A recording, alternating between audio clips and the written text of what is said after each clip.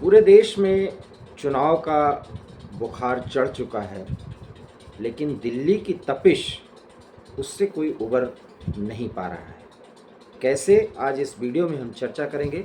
नमस्कार, मैं दिवाकर विक्रम सिंह, आप देख रहे हैं हार्ट ऑफ भारत। हमने जो बात पहले कही उसे समझिए और भारतीय लोकतंत्र की ये विडंबना देखिए कि जब पूरे देश में 2024 के जनादेश पर चर्चा होनी चाहिए, तब शुचिता, स्वच्छता और भ्रष्टाचार मुक्त समाज के लिए लड़ाई लड़ने वाली पार्टी, 10 साल में नेशनल पार्टी का दर्जा पाने वाली पार्टी, जो आप के नाम से जानी जाती है, उसके मुखिया सर्वे सर्वा और आप कह सकते हैं कि उसके कर्ता धर्ता वो अरविंद केजरीवाल जेल क्या गए।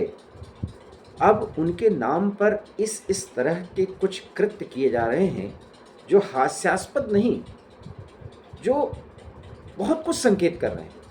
अभी हमें ये सिर्फ राजनीतिक प्रोपेगेंडा लग रहा है, लेकिन जरा कुछ हरकतों पर गौर करिए। अरविंद केजरीवाल पहले तो जेल जा ही नहीं सकते, इसको उन्होंने कोर्ट से लेकर के और संविधान तक को चुनौती दे डाली, लेकिन पब्लिक इसे सिर्फ स्टंट ही समझती रही। जबकि मैं बार बार कहता हूं कि वो अपने आप को अराजकतावादी कहने में गौरवान्वित महसूस करते हैं और इसलिए उन्होंने ऐसा किया। ये उनका एजेंडा था। तब लोग कह रहे थे कि जैसे ही वो जेल जाएंगे, जेल से सरकार नहीं चलेगी। इसकी घोषणा लेफ्टिनेंट गवर्नर भी कर चुके हैं, लेकिन जेल से सरकार चल रही है। शायद अभी भी मूक दर्शक बन करके वो देख रहे हैं। और तब भी मैंने कहा था कि इतनी जल्दी इस सरकार को गिराना बहुत मुश्किल है, क्योंकि सड़क पर उतरकर नंगा नाच करने का जो खेल 10 साल से दिल्ली में ये आम आदमी पार्टी कर रही है, उसका भी हैंडलर दिल्ली में नहीं, सुदूर देशों में बैठे हुए कुछ लोग हैं जो फंडिंग के जरिए इस पार्टी को अपने हाथ में लेकर के इस देश के लोकतंत्र को अपने हिसाब से घुमाना चाहते हैं।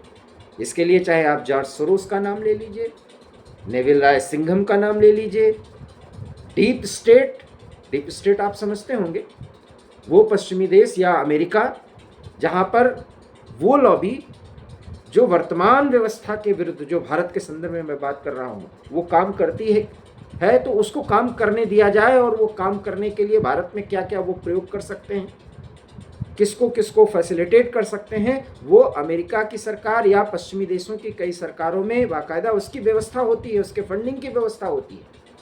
और वो डीप स्टेट पूरी तरीके से अरविंद केजरीवाल को सहयोग कर रही है। और पहली बार जब जर्मनी की प्रतिक्रिया आई थी, और तब भी हमने कहा था कि अभी तो प्रतिक्रिया अमेरिका, कनाडा और ब्रिटेन से भी आएगी।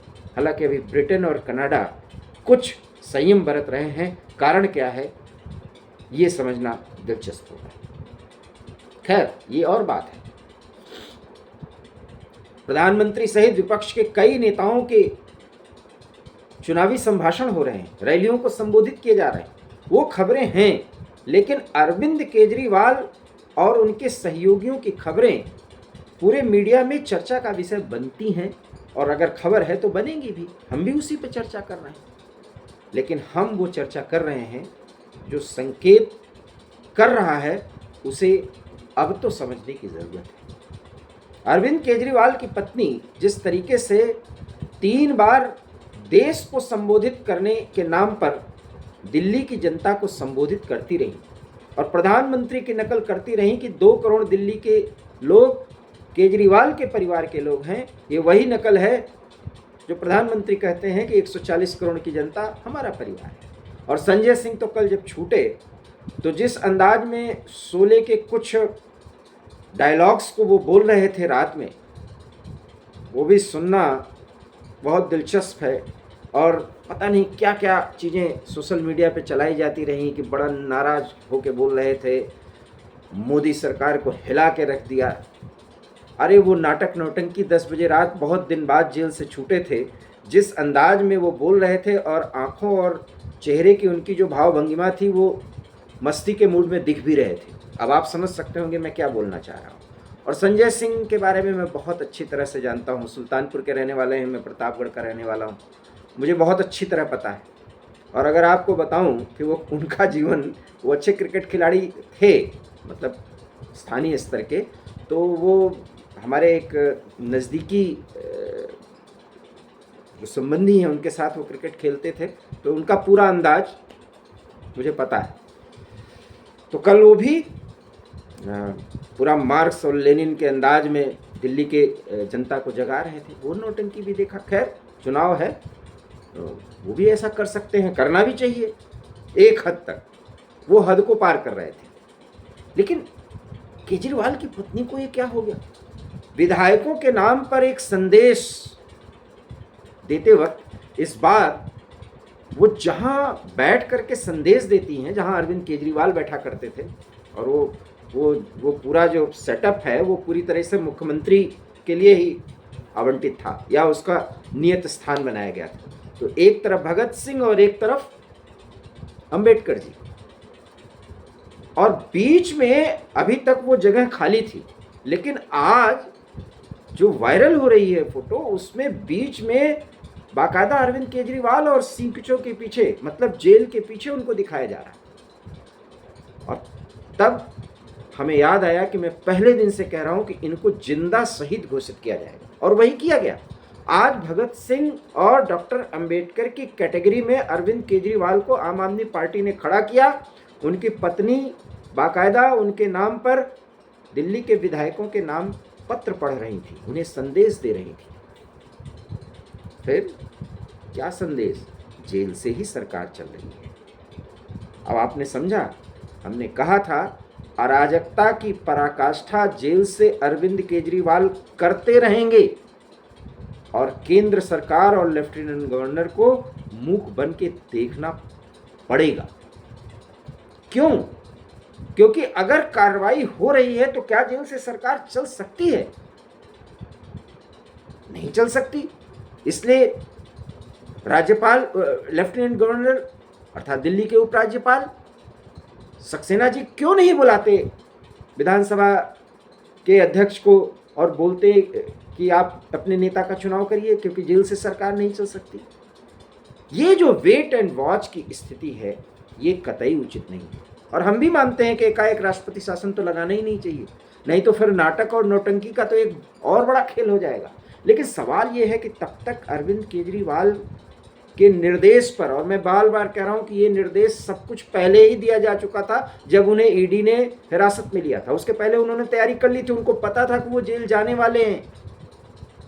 और मामूली दिमाग को नहीं रखते, वो मास्टरमाइंड हैं हर एक चीज के। किसी को यूज करके उसको थ्रो करने का तरीका तो अरविंद केजरीवाल से कोई सीखे। और तब भी जब आतिशी और सौरभ भारद्वाज का उन्होंने नाम लिया तो पूरे मीडिया जगत में और सब ने कह दिया कि उन्होंने तो यूज कर लिया और अब ये लोग मुंह खोलेंगे, बड़ी मुश्किलें बढ़ जाएंगी। मुंह नहीं, आज भी अरविंद केजरीवाल का चरण चापन कर रहे हैं सौरभ भारद्वाज और आतिशी, और ये करते रहेंगे। इनकी हिम्मत नहीं कि ये कुछ बोल दें, क्योंकि बहुत अच्छे से अपने पंजों में जकड़ कर रख चुके हैं अरविंद केजरीवाल। और संजय सिंह के छूट जाने के बाद तो उम्मीदें और बन गई हैं कि बहुत होगा तो चुनाव के बाद। और लोकसभा चुनाव फिलहाल अरविंद केजरीवाल का उद्देश्य भी नहीं है। ये यकीन मानिए, अरविंद केजरीवाल का उद्देश्य इस लोकसभा चुनाव में कतई अपने आप के पार्टी को ज़्यादा बढ़त दिलाने की है ही नहीं। वो लड़ाई तो वो 2029 में लड़ेंगे, उन्होंने पहले ही कह दिया था। आज के 1 महीने पहले आप उनका संभाषण उठा के देख लीजिए। और अरविंद केजरीवाल बहुत रणनीति से काम कर रहे हैं, और अब तो जिंदा शहीद वो बना दिए गए। विडंबना देखिए, उसी आम आदमी पार्टी के मुखिया, कर्ता धर्ता और उन्हीं संजय सिंह और अन्य लोगों के बारे में हम चर्चा करने को मजबूर हैं। वो इसलिए क्योंकि उससे एक हाइप मिलता है खबर। लेकिन ये चर्चा इसलिए ज़रूरी है कि अराजकता और एक नैतिकता और एक गंभीरता की जिस दरकार के साथ आप आम आदमी पार्टी को जिस नज़रिए से देख रहे हैं कि लोकतंत्र में वो वर्तमान सरकार का विकल्प हो सकता है, अभी भी चेत जाने का समय है। हाँ, उनके आम आदमी पार्टी के कार्यकर्ता सड़कों पर उतरे, करें, लेकिन दिल्ली की जनता जो सुधी जनता है, समझदार जनता है, देश की जनता जो समझदार जनता है, इसलिए क्योंकि उसे पता है कि कहने और करने में कितना अंतर है। अरविंद केजरीवाल अब शहीद भगत सिंह और डॉक्टर अंबेडकर के कैटेगरी में ला करके खड़े कर दिए गए, तो आने वाले समय में हो सकता है कुछ और एक मुहिम चला दी जाए, और जब राजघाट पर उपवास किया जाएगा तो महात्मा गांधी को हो सकता है कि महात्मा गांधी की तस्वीर में एक एआई का इस्तेमाल करके अरविंद केजरीवाल को उनके गोद में बैठा दिया जाए। कुछ भी हो सकता है। इन सवालों को गंभीरता से हमें समझना चाहिए। मैं बार बार इस बात को कह रहा हूं कि ये पहले दिन से कह रहा हूं, आप हमारे हार्ट टॉक भारत पे जाके देख सकते हैं। पहले दिन से मैं कह रहा हूं कि 22 सीट से ज़्यादा का प्रभाव नहीं है, और अरविंद केजरीवाल ऐसे पेश किए जा रहे हैं जैसे वो तो पूरे देश को हिला के रख दिए। और 22 सीट में भी 10 सीट पर कोई मतलब भरोसा ही नहीं कि उनका कैंडिडेट जीतेगा। हाँ, 10 सीट की लड़ाई है, मैं संकेत किस ओर कर रहा हूँ आप समझ रहे हैं। पंजाब, और पंजाब में भी स्थितियाँ बहुत अच्छी नहीं रह गई हैं, कम से कम 3 सीट पर।